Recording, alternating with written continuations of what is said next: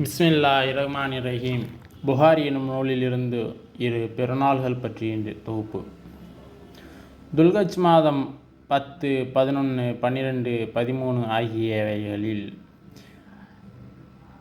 மினாவின் நாட்களிலும் அரபாவுக்கு புறப்படும் போதும் தக்பீர் கூறுவது.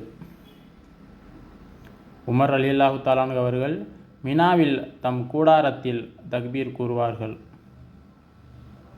அதை பள்ளியில் உள்ளவர்கள் செவியுற்று அவர்களுக்கு தக்பீர் கூறுவார்கள்.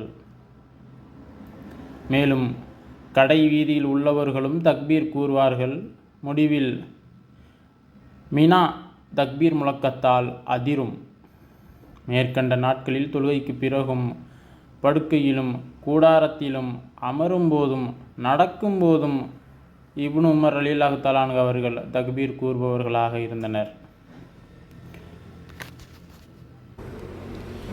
மைமுனா ரலியல்லாஹு தஆலா அன்ஹு அவர்கள் நஹ்ருடைய நாளில் துல்ஹஜ் 10ஆம் நாள் தக்பீர் கூறுபவர்களாக இருந்தனர். அபான் இப்னு உஸ்மான், உமர் இப்னு அப்துல் அசீஸ் ஆகியோரை பின்தொடர்ந்து தஸ்ரீக் நாள்களில் 11, 12, 13 இரவுகளில் ஆண்களுடன் பெண்களும் பள்ளியில் தக்பீர் கூறுபவர்களாக இருந்தனர். முகமது இப்னு அபிபக்கர் அஷ்ஷஃபி அவர்கள் அறிவிக்கிறார்கள்,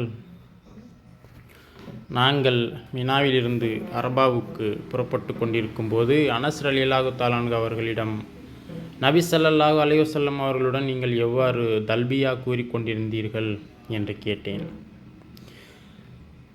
அதற்கவர், தல்பியா கூறியவர்கள் தல்பியா கூறினர், அது ஆட்சேபிக்கப்படவில்லை.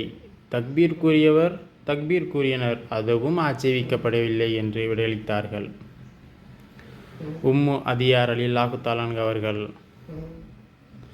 பெருநாளில் தொழும் திடலுக்கு நாங்கள் புறப்பட வேண்டுமெனவும் கூடாரத்தில் உள்ள கன்னிப் பெண்களை மாதவிடாய் ஏற்பட்டுள்ள பெண்களையும் புறப்பட செய்ய வேண்டுமெனும் நாங்கள் கட்டளையிடப்பட்டிருந்தோம்.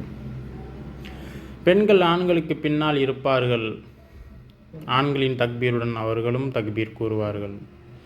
ஆண்களின் துவாவுடன் அவர்களும் துவா செய்வார்கள்.